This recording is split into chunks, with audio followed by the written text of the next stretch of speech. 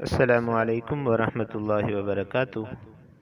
ناظرین، آج آپ حضرات کے سامنے غسل کے فرائض بیان کیے جائیں گے کہ غسل کے فرائض کتنے اور کون کون سے ہیں۔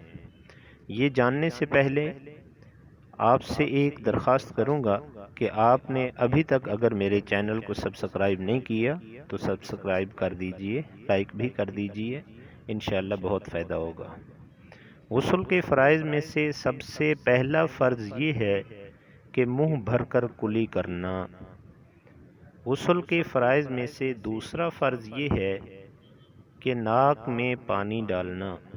ناک میں اس طریقے سے پانی ڈالا جائے کہ ناک کی نرم ہڈی تک پانی ضرور پہنچنا چاہیے۔